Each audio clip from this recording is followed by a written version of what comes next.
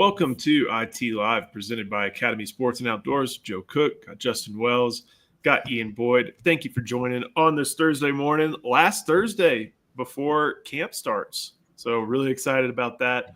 Make sure you like the video. Make sure you subscribe to the channel. And go to InsideTexas.com. Give us a sign up. But if you have not done so yet, also make sure you go by Thinking Texas Football from our guy Paul Wadlington. A look at every position, every player, every member of the SEC, every team on Texas' schedule, the college football landscape, and then we've got our guy Eric Naline with a look at the 2025 class, number one in the country. So always get that before the season. Great preseason reading, and heck, you know what? Great pre-flight reading if you're heading up to Columbus. Great way to get all the way up to date. Today, we're going to talk a little bit about this budding. I don't know. We kind of talked about this last week, and it's not a rivalry of geography, but it's become kind of a rivalry of consequence, of competition. Organically. And Texas still needs to make up its end of the deal and beat Georgia. But there seems to be some, and this isn't just like internet message board stuff. This is, recruiting. This is on the field. This is stuff where they're going after similar targets, and they know they have to play each other to get into probably the highest levels of the sport. And Ian, you wrote about it, and it's so interesting how you can look at 2024 Georgia and know that it was the SEC champion. It lost to just Ole Miss, right? Alabama. Oh, yeah, and Alabama. Lost 2 regular season games. Still won the SEC, still beat Texas and kind of handled Texas one time and did just enough at the end of another. And you can say that those are great accomplishments, but you can also say when compared to other Kirby Smart teams, it wasn't at that level. Yeah, I guess that's sort of like a bottom level Kirby Smart Georgia team, just 10-2, just wrecking most of the offenses on their schedule, but not quite able to beat the best team in the country that year. The big thing, obviously, we'll get into this, is whether this coming year, 2025, if it'll be another 10-2. You don't really want to play them, but they're not top dog Georgia, or if it'll be back to like hide your kids, hide your wife Georgia. One of the other things, non-field sense, we already know off the field that they're pretty scary. Good disclaimer. I really do think that it's worth noting that, like, look, they're the problems and the miscues, I guess, to say that Georgia may have as far as a program are just so different than any other team's program. But I think you can also look at something. And Justin, this is where I'm going to bring it back to East Texas a little bit. Those 2022, 2021, 2019, 2018, heck, even the 2017 team, they just demolished Georgia Tech. 2023, it's a one-score game. And then last year with Haynes King leading the way, Georgia Tech gives Georgia all it can handle. And rivalries are always going to be something crazy. But Georgia has been such a step ahead of Georgia Tech. And of course, Georgia Tech's going to go all out for that game. But the fact that those games seem a little closer, a little bit weird. It shows you that, like you said, they're natural rivalries, and a lot of times those have cycles to them. Georgia Tech happened to be pretty damn good last year. Haynes King turned out to be a lot better in Atlanta than in College Station. Must have been the coaching. I don't know. But Georgia Tech became pretty good. Eric Singleton decided to play good for 3 games in 2024, and that was one of them. I got to tell you, we watched that game. Georgia Tech should have won that game, like handedly. Actually, like there was some pretty suspect things going on in that fourth quarter, but they come back. Georgia Tech wasn't just going to lay down. They've actually been recruiting pretty well. They're building on their own little program there, but it does show Georgia regressing maybe to the mean in a sense. Like, look, when they won back-to-back titles, that front seven was an NFL front seven. And I think every single one of them probably plays for the Philadelphia Eagles now. Like, Those things, that's what they hung their hat on. They just so happened to have a quarterback in Stetson Bennett that did just enough to keep him in every single game they played. I mean, he was just a clutch college quarterback. But, just like any other rivalry, the other team starts to pick up steam a little bit. They get a couple transfers now. Georgia Tech, Haynes King changed their program. He changed their trajectory, and he was even injured last year. And they lost when he wasn't on the field. When he came back, they won. And so I think it's one of those things, and I wanted to parlay it into, last Saturday, got to hang out at the Texas Exes event and got to talk to Michael Taft. He gave a great speech. He said, someone asked him, what's the next big game, next big rivalry with Texas? And he said, well, OU is always number one. Texas A&M is 1B. They're always the top two. He said, but watch Texas, Georgia. He's like, we hate each other. Like, there is some animosity, not just on the field, but off the field. And it's one of those organic type of rivalries that just happens, like you said, out of coincidence. You played them twice last year. You're battling for recruits the last two cycles. Elite top end must get recruits the last couple of cycles. And so that's the coolest thing about college sports.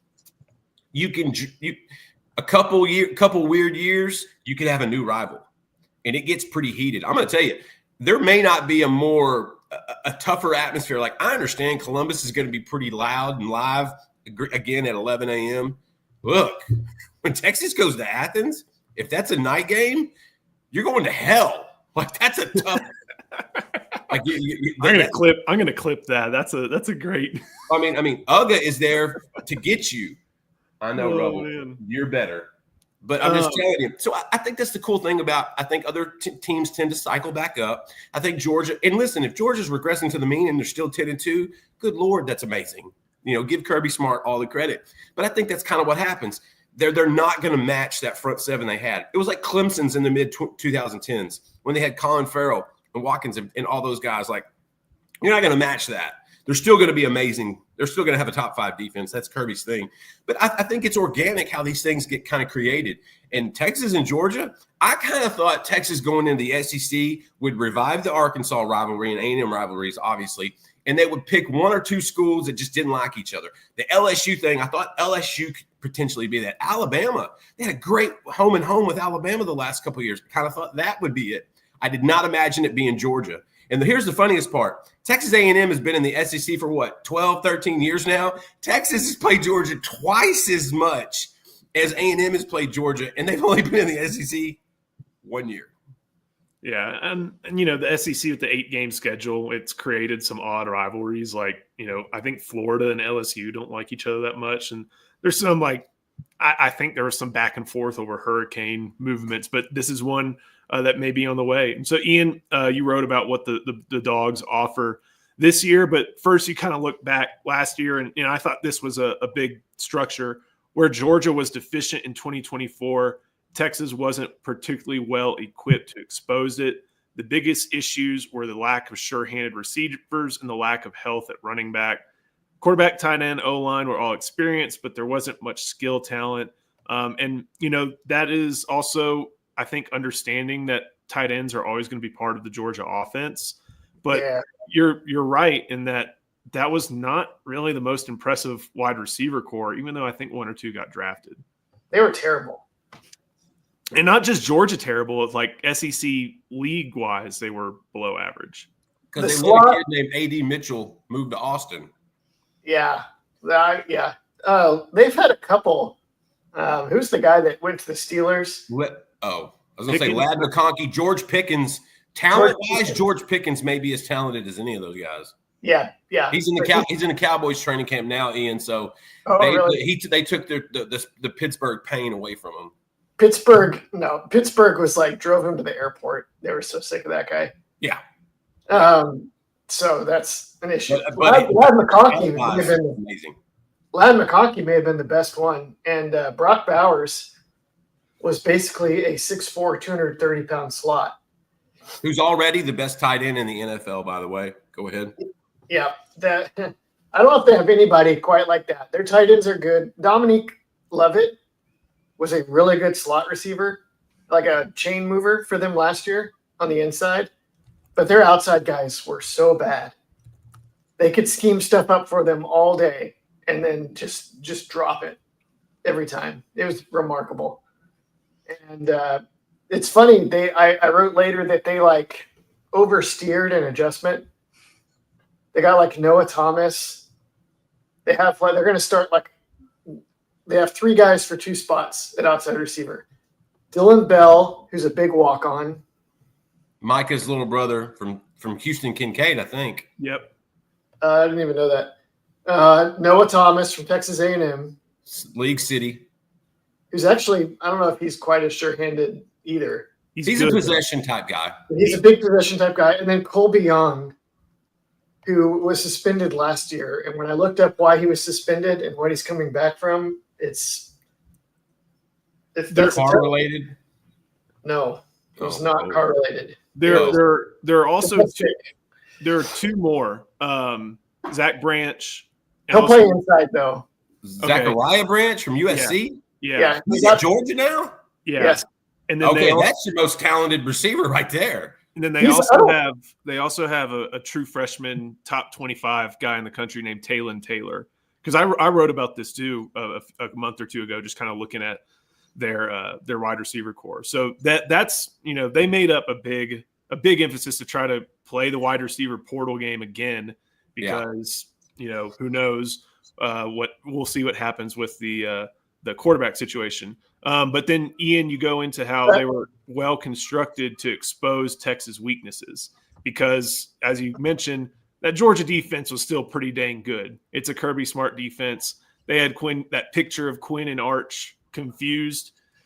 That wasn't taken out of context. That they were their heads were spinning a little bit, and that allowed for them during both games with the Longhorns to really stifle any sort of running attack. Yeah, the big thing that was brutal for Texas last year was that Michael Williams could line up anywhere on the defensive line on 3rd down and just torch somebody, and Jalen Walker was moving around. Mm-hmm. So it was like sometimes Georgia people will be like, I'll tell you why Kelvin Banks isn't drafted higher. It's because what Georgia did to him. And Georgia did not really go after that. They did not really go after Kelvin Banks. I wouldn't either. The brilliance of their setup and their scheme was that they could go after everybody else. Cam Williams. They went after Cam Williams a lot, but they went after the guards in the center as well. Cam Williams got it real bad in that game, real bad.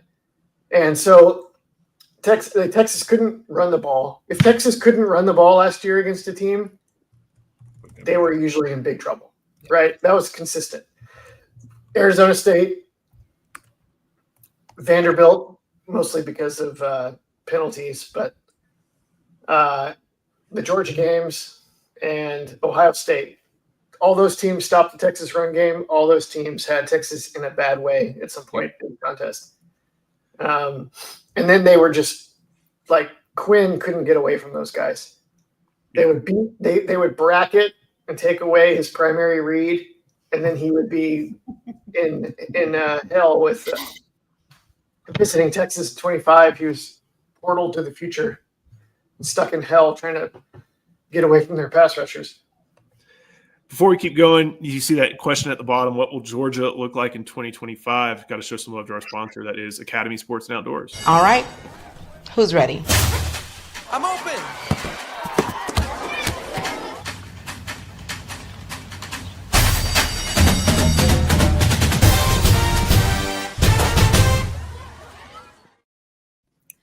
I'm looking up. Joseph, go ahead. I want to give our boy Matthew a little bit of love. If you caught us a little too late, Matthew, we were loving on the Eagles earlier because if you talk Georgia football, you have to talk Philadelphia Eagles because everybody from Georgia goes to play for the Eagles. None but love to that Super Bowl champion Cam Williams. Hey, the Eagles got Cam Williams essentially in the last round because he's a potential first-round pick in the next draft. They're going to sit that guy. He's going to be like a redshirt year for the Eagles. And then he's going to wind up playing in 2 years. That franchise is exactly how you're supposed to run a franchise. I'm trying to before we get to that next part, Rex St. Charles, how did Georgia Tech run the ball on Georgia? I'm trying to. It was Haynes King. I'm trying to box. Scrambles. Yeah, I'm trying to box score read real quick, and I can't. They had really- a running back. They had a little running back. I can't remember. Jamal- I think Jamal running Haynes. they did some running with Singleton, I think, on a couple plays. I Haynes think King they ran had the some ball. short fields. Haynes King ran the ball 24 times for Yeah. 110 yards and had 500 yards of total offense. His scrambles were like moving the chains on third downs. And then once they got in the red zone, they were capitalizing. Yeah, There ain't a lot of option and direct quarterback wildcat stuff too. Yeah. but they Haynes didn't. King is a sneaky athlete, fellas. There's a difference between utilizing it and spamming it, and that's like we're gonna try to win clean old fashioned Haynes. You got 2 weeks in the ice bath. We'll get to you in a little bit. Joshy Manning, before we keep going, great coverage, gents. Appreciate you. Appreciate you, watching. Josh. Father of one. We think there are a couple of those on here. Josh So is a big fan of Inside Texas, and I'm a big fan of Josh. So what will Georgia look like in 2025? Ian, you start out and say, you know, they're a little bit more true to type. They're going to have tight ends. They're going to have, you know, well-recruited offensive linemen. I don't know if they took any from the portal, but Georgia is recruiting a type at offensive line, and they're normally 4- and 5-star types. So even if they don't have a ton of experience, you know that there's still some talent. But the big question, it's always going to be the big question, Gunnar Stockton. They made the decision, and it doesn't seem like Carson Beck was super well-liked in Georgia. That doesn't mean he was a bad player, but still, they made the decision to move on, and Gunnar Stockton seems like the guy who's going to get the call over Ryan Puglisi, or I think there's one more, but it sounds like Rashada, right? Is he still there? He left. Oh, he went for a Dang. third school Yeah. or fourth school. So I actually think Gunnar Stockton is going to be good. For what they do, I think you're right. Everybody, he's like the easiest guy to think won't be good. And I actually reviewed his whole game against Notre Dame yesterday. That's what I'm doing with all the wife and kids gone. I'm just grinding film and grilling chicken. And Gunnar Stockton was not the problem against Notre Dame. And I think he might actually be good. I think Doesn't he fit kind of what they need? Yeah, and he's I think his Competitor, gamer. he's got like the big jaw, and he talks, and he's apparently like, I saw this thing that Nick Saban said he's from like the town where Deliverance was filmed. I was just about to say, isn't that a lot of Georgia, just the town of Deliverance? Tiger, Georgia. He's got the aw shucks persona, and it seems like he barely knows what's going on, and he's barely smart enough to tie his shoes. And I think it's all misleading. I think he knows what he's doing a lot more than people realize. I saw him get to some reads on the field against Notre Dame where I was like, I didn't realize he could do that. He made some throws against Notre Dame that were amazing, that were dropped. Yeah. And he's tough as nails as a runner and quick, as Texas saw. After he jumped up after Andrew Makuba hit him, he's got my respect. Yeah.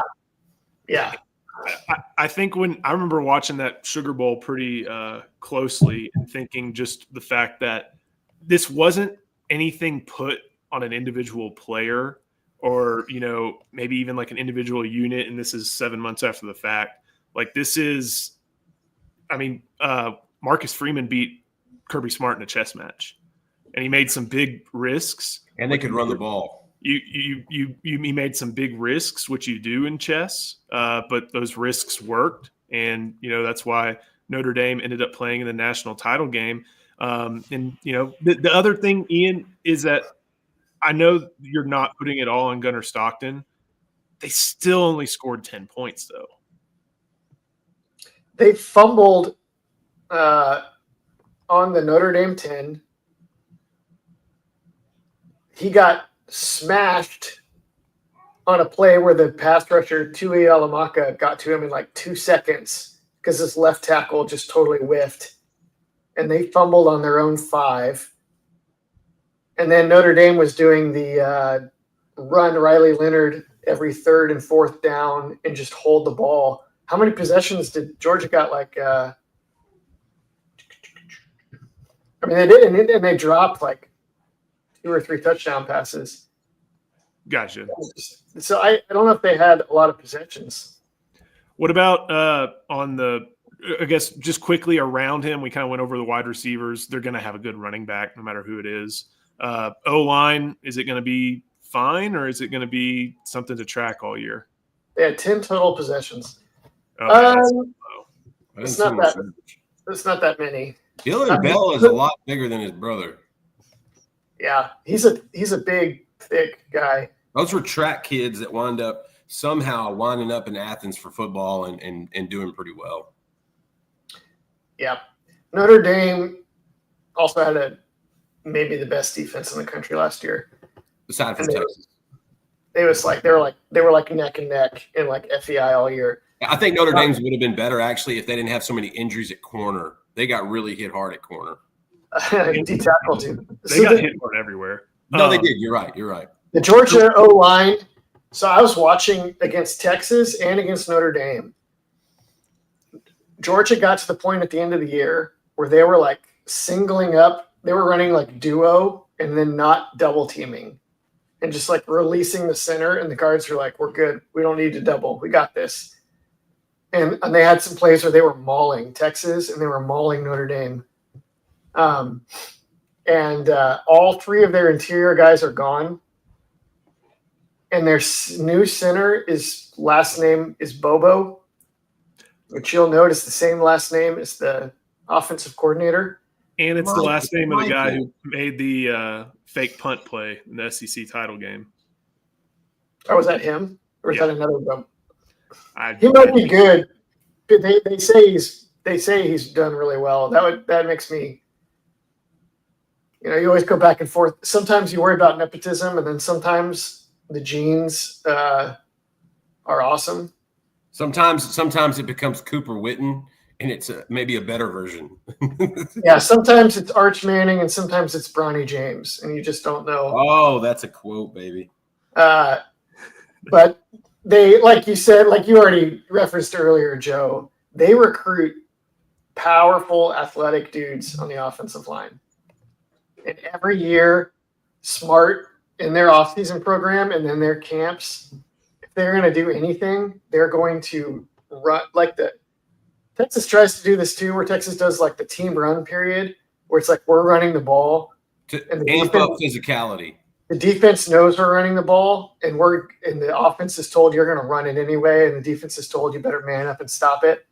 Georgia's practices are like that all the time. So they're always like, usually whether or not you could stop Georgia every year except like last year, if you could beat Georgia or not was basically, can you stop them from just running duo down your throat 20 times in a game? And even in the SEC, most teams could not. They're starting over, but you figure they'll probably be pretty good at it. And one thing I always like to bring up is that, everybody kind of talks about Steve Sarkisian in motion with the wide receivers to change coverages and how they look.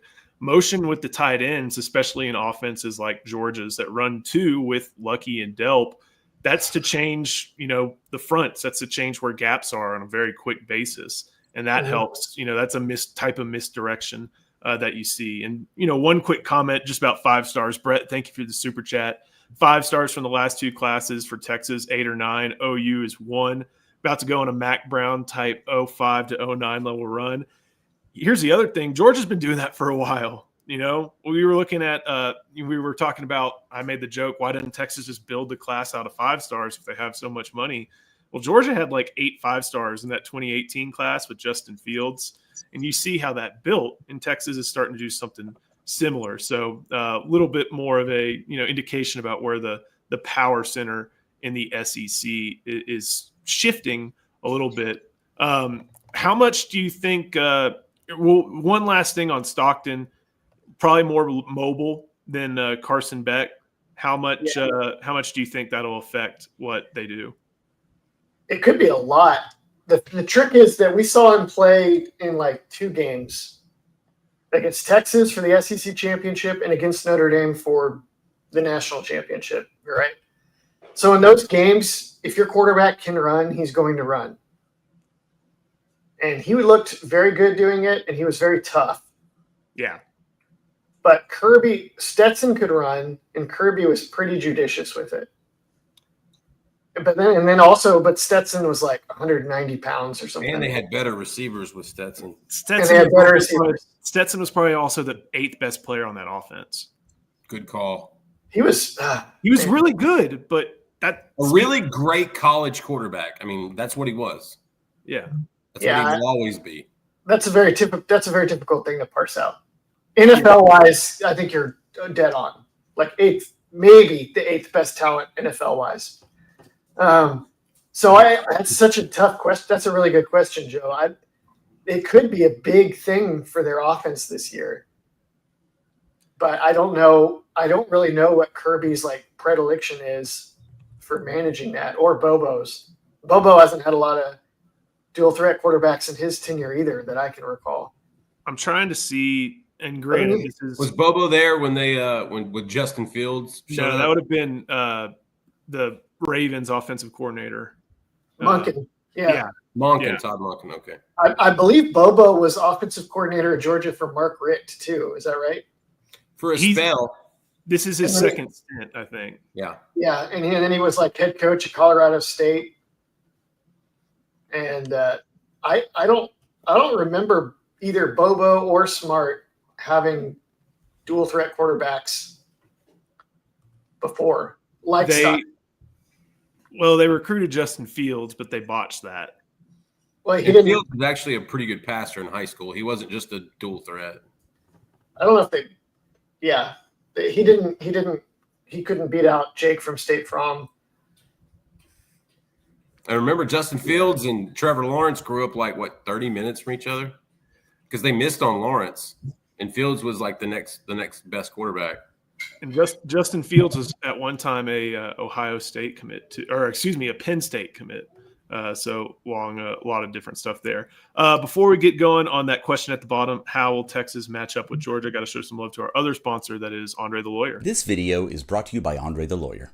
If you're injured, trust the team that secured millions for their clients and helped thousands of Texans with their injury case. Car wrecks, slip and falls, 18-wheeler accidents, on-the-job injuries, and wrongful deaths. Don't let insurance tell you what your claim is worth. Hire Andre the Lawyer to fight for you. Principal office is in Dallas, but they serve Texans throughout the state. So don't wait and call Andre the Lawyer today at 214-444-8808. That's 214-444-8808. The contact information is in the description. All right, so one of the big things about this matchup is the quarterback position, and there's a lot of overlapping skill sets there in that paragraph. Haynes King, Jalen Milroe, Jackson Dart, Riley Leonard.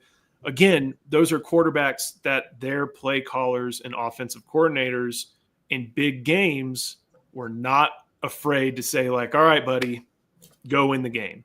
That's with your legs. That's with your arms. That's with, throwing to Nick Singleton. That's with throwing to Ryan Williams. That's with throwing to Jaden Greathouse. And I can't remember who Ole Miss's star wideout was last year. Trey Harris. Yeah, or something like that. Who? I think Trey Harris was hurt a lot.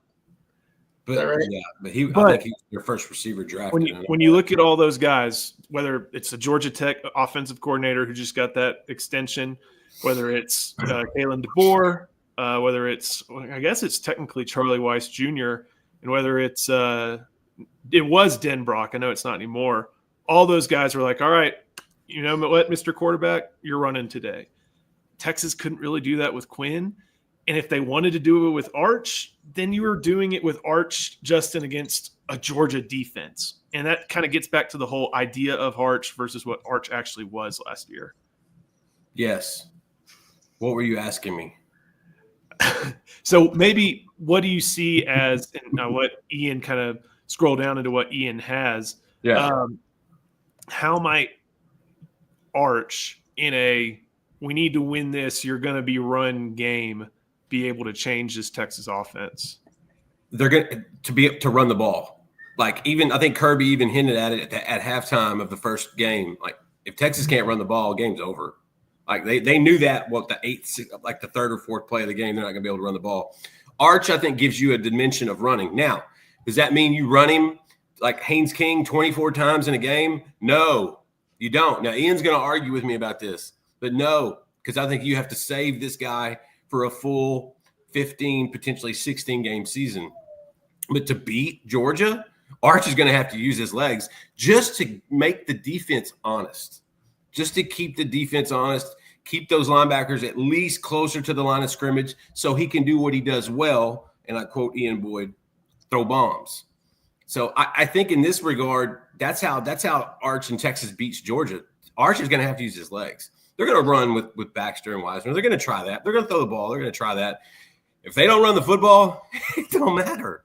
Georgia will pin their ears back and eat them alive. And so I think Arch kind of gives you a little bit of all these guys in this paragraph. There's a little piece of each one of these guys that you could put in a designed Arch Manning. He's going to have to – I think he has to use his legs to beat this team. I think Georgia's got an incredible secondary too. So this is one of those things where it's the physicality. You know, Ian talked about Georgia. They do the run stuff on a daily basis.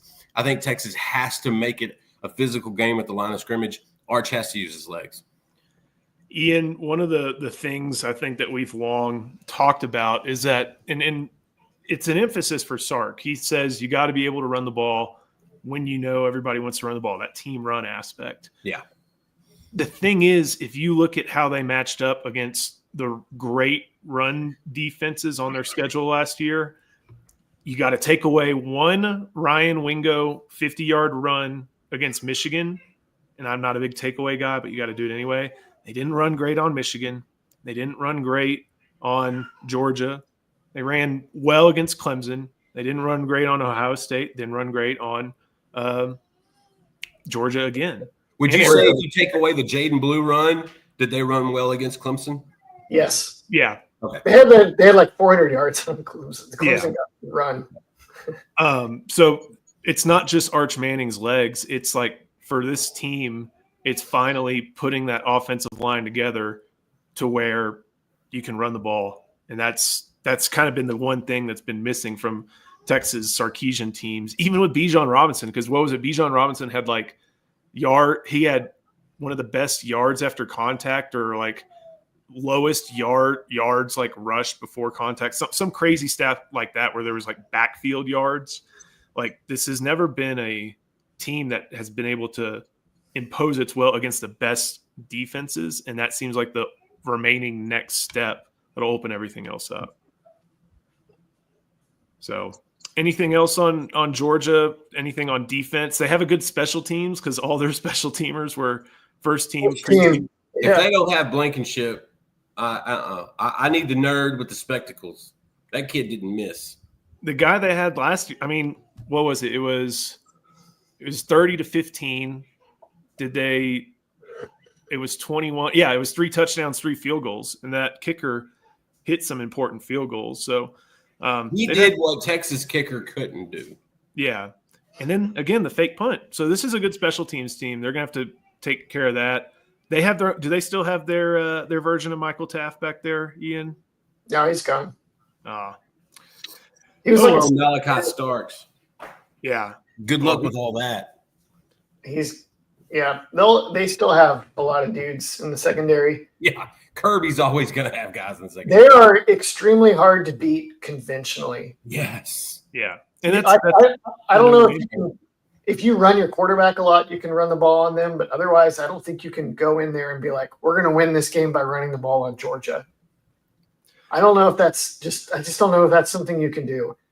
And Texas is like cheat code against teams like that the last few years was, well, we're going to throw to our tight end and our running back matched on your linebackers. And they came out and tried that on Georgia and did not work because their linebackers are fast. And they played them in man coverage. And then it was Texas was like, oh, that we have nothing else. That's it. That's all we got. This is good from Blake Bryant. You know, they have Ellis Robinson. I think he Was was he the IMG kid? He was It's like Ellis 2024. Robinson the fourth or something. He was a 2024 guy. Their 2025 class, they got Elijah Griffin on the defensive line. Oh man, Isaiah Gibson. They have recruited really well on that side of the ball. Yeah, let me look at that 2024 class. Ellis Robinson, Justin Williams, KJ Bolden, Joseph Jonah Ajanai, like that Nate Frazier, who played a good amount last year. They like going into Texas for some of these cats. Like Daniel Calhoun, he'll probably be on that. He was an IMG kid too, wasn't he? I think. No, he's from rural Georgia. Oh, okay. I remember Texas liked him. Michael Weenie. How do you say that guy's name? Yeah, he's actually from Killeen or Copper Cove. Remember, he actually loved Texas, and they kind of Kyle Flood. They went in a different direction, and he picked up the phone and called Georgia like 5 seconds after that call. Yeah, like he didn't overthink it. A lot of those. Go ahead. They still have Cash Jones too. Amazingly, yeah, he's like super Chris Obanaya. You may have just made one of the most improbable comps I think I've ever heard, comparing Cash Jones to Chris Obanaya. I'm trying to remember who Cash Jones is. He's a white dude who's a converted receiver that they put at running back. So he's Cam Scatabo. No, he's not big. He's like a third down back. Cam's like this big too. By the way, he may be like Wisner. No, he's. You think Obanaya?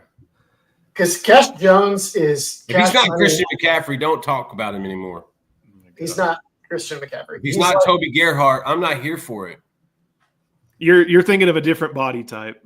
Cash Jones will kill you on 3rd and 6. Oh God. He'll catch the ball out of the backfield and pick up the first down, and you're like, God, that freaking dude. So he's like that fullback that Oklahoma always had in the early 2000s. No, but he's not big. He's a converted wideout. Yeah. I gotta look this kid up. James Oliver. Texas was down to their 3rd string back to start the season. It does make a difference. It does. But again, when your backfield yardage, I don't know. I can't remember that stat, but it was basically Bijan was getting hit and having to make avoidances in the backfield.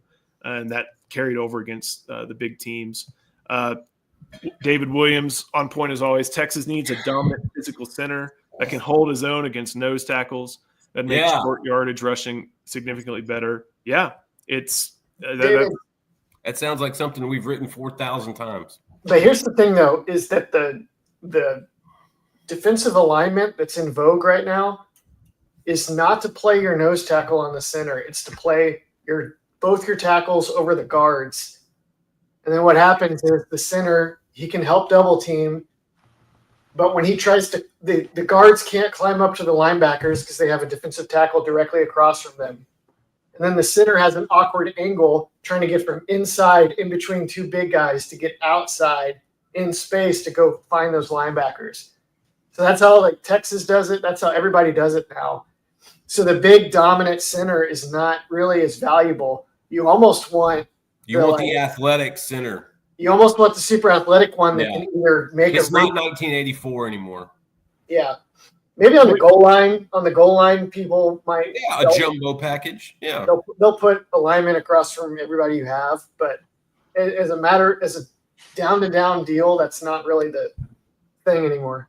For even if you're doing inside zone or duo, or I know gap scheme's different, but if you're running zone, is duo technically a gap scheme? Technically. Okay. Either way, the center is not the primary guy, right? He's the assister, usually trying to go to the second level, or does it kind of depend on alignment? He's always on the second level. It depends on the alignment. It depends on where the guys are you're trying to block. Okay. So you can't like kind of before everything starts be like, okay, you're the assister and then get up. You know, it's not like that. You can try. I mean, but that just is back to you need like athleticism and quick. You want Jason Kelsey. Yeah, and then you're also look at it like this. Jake Majors was great. I mean, we understand that, but he had a ceiling. You know, he had a threshold. Cole Hudson's bigger, stronger, and much more athletic. So I think that could be potentially an upgrade outside of the fact that Jake had all that experience. I'm still wondering if they just end up putting Connor Roberts in there and bumping Hudson out to guard. I think they would.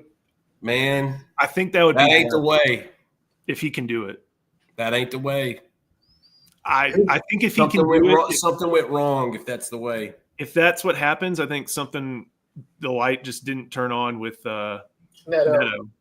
Yeah. And, Yeah. I understand understand that part of it. Yeah. I see what you mean. So we'll keep going. And Justin, this one is a really fun one to talk about. I got to pull up the article real quick, but you made your way to Gilmer. And when I think of places for, it's, I guess, a French-born, someone born in France to choose as a destination, I don't often think of Gilmer, Texas, but that's what 2027 offensive lineman Ismail Kamara has done. You got to go talk to him yesterday. And we're talking about a 2027 O lineman, not just because he's a talented guy, but just because this is such a unique story. Well, first of all, Texas is absolutely in love with this kid. Kyle Flood just blushes whenever he talks about him. He watched him kick a soccer ball for 4 consecutive minutes off the ground. Like, the ball never touched. It went foot to foot, knee to knee, shoulder to shoulder, head to head. Like, at 6'6", 330 pounds. Kyle Flood's like, can you do that again? Like, I got to get a video of that. Like, and Flood's not the only one. There's 24 O-line coaches in college football that think this kid has as much upside as any offensive lineman they've ever seen. It's just unnatural. Football is the last thing this kid has done in life. He's abandoned he had to leave his family at 16 years old from another continent because he needed to do something in life. Soccer is his best sport. And we've seen how good soccer players, how it translates. To me, my first thought was Akeem Olajuwon, best post player in the history of the NBA. It's because of his footwork, because he played soccer. He was so good at soccer. Gymnastics. This kid can do a backflip. He's 6'6", 330. I thought Trevor Gooseby doing a 360 was freakish. This is uncanny. He's also black belt in judo. So be careful when you want to throw hands with him on the line. He wrestled in France. He's a physical kid. He's a smart kid. He's an intuitive kid. Gilmer, it just so happens, was the spot. There's a family in Gilmer that they used to do the exchange student stuff. So they would go overseas and everything. That's how they connected. There was somebody that knew somebody, gave him an opportunity. He drops everything, comes to East Texas to start his life. He hasn't been able to play varsity football yet, and he holds 34 offers. He played JV for 3 games, but he hurt kids so much they had to take him off the field. Too many unnecessary roughness penalties just because Ismail was physical. He was just too physical. He's just too big, too strong, too smart. I say all that to tell you the offensive line haul in 2027 in-state, I don't know if I've ever seen it like this. Kamara might be the 3rd best offensive tackle in the state, guys. That's ridiculous. Kennedy Brown, Caden Scott, Damari Johnson. I mean, there's guys I'm missing. It's really just ridiculous how strong the offensive line is. Kyle Flood, again, loves him. He's already seen him a couple times. He's been to campus in Austin once. He absolutely loved that. I think he was a little overwhelmed. But yeah, from France to Gilmer, Texas. He actually likes that it's a small town. He said, there's not a lot to do, but he's like, everybody's a family. Like, wherever you go, people recognize you and they're nice to you and they compliment you. And he's just, I think he's a little just taken by the process. Like, this is unlike anything he's ever. Listen, he suffered a lot of stuff in 2020, 2021, 2022, losing family members, taking care of his grandmother for 2 years, where he neglected school and neglected sports because he had to take care of her, him and his brother. It's just such a cool story, a backstory. If you see this guy, my son was with me when we left. First thing Alexander says is, that guy's going to get drafted, isn't he?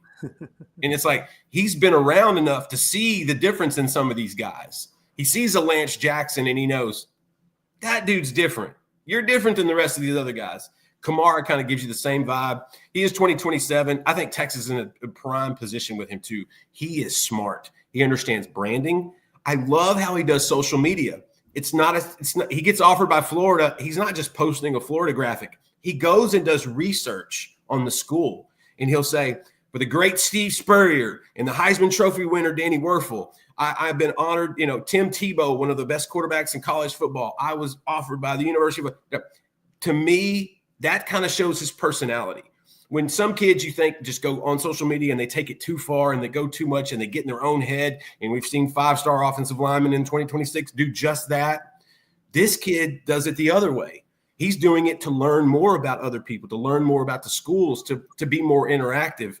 I was just blown away by this kid. I cannot wait to keep covering him for the next 2 years.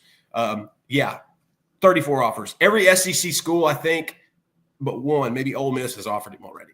And so, again, he hadn't even played football yet. First game is August 29th. I'm going to be there because he's going to hurt some people. This quote is unbelievable. It wasn't fair to the other kids I was facing, so I only played in 3 games. Well, he kept getting called for unnecessary roughness. And it's like he was just blocking them. But his version of blocking is putting your chin underground. Like, he doesn't understand. You got, okay, you're good. You're good. No. Until he stops breathing, that's when he stops blocking. You see that On3 currently has him labeled as an interior offensive line. He can play all 5 spots. He's going to be a tackle until he's a guard. He's going to be a guard until he's a center. He's training at all 3 positions, both tackles, both guards, and center. He works out by himself for 2 hours with his dad every morning, even in the off season. But Kyle Flood has told him, "You're a left tackle. I think so. Don't worry about anything else. You're a left tackle." The judo part, is like, that's such a knowing how to use people's speed and leverage against them. Yeah.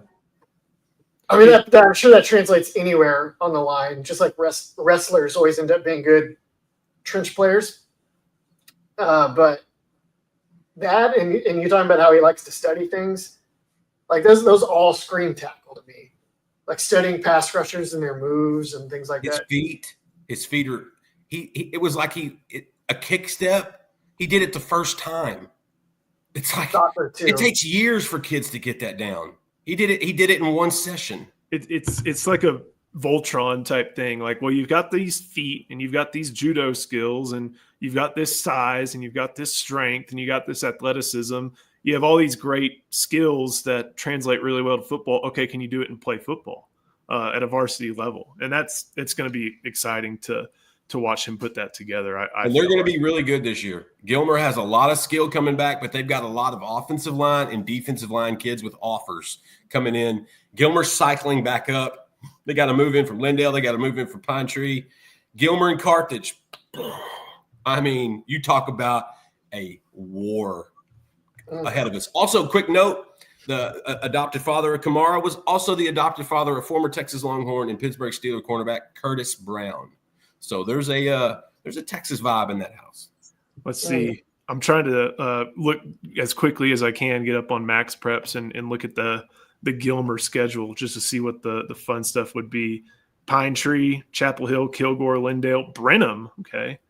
And then listen, Brenham's going to be tough because Brenham's got that running back, Jacoby Dixon. They've actually got a couple 2027s and a 2028 that are good. So Brenham's going to be tough. Kilgore, let me tell you something. That's going to be a fist fight. Gilmer and Kilgore will be a full-on – Kilgore's got about 4 or 5 D1 guys right now. That's going to be a full-on fist fight. I may have to save my time to go see him for that game. One last thing to get to. Obviously, camp starts next week, but there was something that Steve Sarkisian mentioned, I believe, at Texas High School Coaches Association's coaching school. Actually, no, it was at Media Days. And let me get this pulled up. They finally have some experience at all the specialist positions.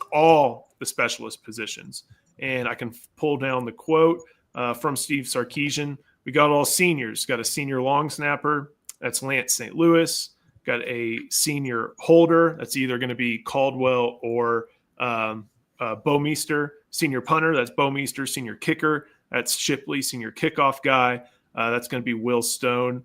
Will Stone of the stash. And I know that special teams is not the most exciting thing to talk about, but when You haven't met Jeff Banks. I've seen a Jeff Banks special teams presentation, and it is a lot of energy. But this is definitely something that when you think of talent and experience being something that helps all over, it definitely helps here at a place where it was a deficiency that cost Texas some games last year. It cost them the SEC championship. They missed 2 basic field goals in the fourth quarter that would have beaten Georgia. They would have gotten a bye week. We probably don't have the Clemson playoff game, which was a blast. Everything happens for a reason, but they made sure to upgrade this, Joe. And I know once he started talking specialists, your rosy cheeks got even more red, and you were excited. You're right. Like it sounds like Sark and Banks decided this isn't going to beat us in 2025. Something else could happen. Something else could go wrong, go another direction. Special teams is going to be covered. And I think that's just these guys being thorough. There's more to it. And Paul, in his preview and even kind of talking about this on the message board, does highlight how there were some just bad schemes last year or bad deployment of schemes. They didn't block a punt. They were bottom half in kickoff return. They missed Keaton Crawford at gunner. Right. And punter, and, just some of the non-specialist stuff. And Wisner, to it. Scheme-wise was a little bit tough. I feel like, hey, the deep snapper, if you don't know his name, that's a good thing. If you don't know who the holder is, that's a good thing. The punter is a senior, 2-time all-conference. There may be some criticism about him punting at altitude, but he did good work at non-altitude Big 12 locations. And this is his third school, right? Yes. He didn't start at Utah. Michigan State, then Utah, and then right. And then Texas. If Mason Shipley, that is someone who, look, Texas had to pony up to get out of the portal. Beating TCU, beating Oklahoma, beating UCF, I think, was not someone that just came to Texas only because he's from Liberty Hill. He's someone that Texas had to work to make sure that they get. And then finally, there is Will Stone, kickoff guy. If you don't mention a mustache when you mention Will Stone, it doesn't work. I know. That mustache is like potentially elite. Not as elite as Polly Pie, but potentially. Sorry. A couple different things going on. You wanted, hey, she had to say hi to Dad. That's the rule. The one point I really wanted to make is, the specialists only do part of the job. These are the players that saw 125 snaps on special teams, all the different teams last year. This is interesting. Yeah, it is. Here's the biggest thing, in my opinion. You're starting middle linebacker. No, that is the only person from the running back room who had more than 5. Or I think that's the only person from the running back room who had more than 5 in Ryan Niblett. And he was a hybrid player, and they, put him at wide receiver. They switched him to defense for a little bit. Now he's back. Losing Wisner, I think, was significant, Joe. He was the kamikaze 2 years ago. Well, losing Baxter and Clark meant the downstream effect was okay. Right. And then also, honestly, losing Velton Gardner, you couldn't put anybody in the running back room on special teams. You had to put, different players out there. And this is something big that I found. This year, you're going to have guys like Ricky Stewart, like James Simon, maybe even Christian Clark, be able to go out on special teams. In this last stat, Wisner had 172 special team snaps in 2023 and 0 in 2024. I should have saved my comment. I know. You were there. You were all over it. Yeah. So I think there's obviously going to be losses. They put Gunnar Helm, Janae Barron, Gavin Holmes, Mo Blackwell was a really good special teams player. But the fact that they could not put anybody from the running back room in on special teams meant they had to go elsewhere. And those running back bodies are important. You need them, obviously, to run the football. But when you're recruiting number one classes, when you're recruiting athletes, and when you have guys like James Simon and Ricky Stewart, guys who are going to want to find ways on the field somehow, you can use them on special teams, and you can use those talented players on special teams. And if they can get the scheme right, my thought is that they can also get the personnel right as well. I think James Simon could do it in a pinch. I bet you these tight ends will help too. Those tight end bodies are also really valuable. Your Spencer Shannons, your Will Randalls. Well, also the athletic guys. I wasn't thinking of the new guys. I was just thinking of.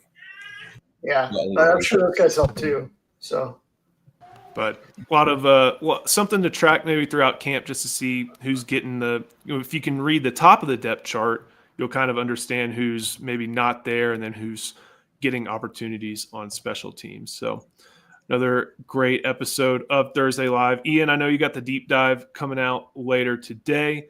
We'll be back, Justin, tomorrow with Recruiting Scoop. We'll have Inside the Program. So make sure you like this video. Make sure you subscribe to the channel. Make sure you head to InsideTexas.com. We got a link in our bio. And, of course, make sure you go buy Paul Wadlington's Thinking Texas Football, the best Texas Longhorns preview. Camp starts next week. I think by this time next week, it'll be day 2. So you're going to want to go head there. Every player, every position, every opponent, every SEC team, landscape of college football, and a look at the 2025 recruiting class. So make sure you go check that out. Justin, thank you so much. Thank you for watching. Ian, thank you so much as well. We'll see you next time on the Inside Texas Football YouTube channel, powered by InsideTexas.com.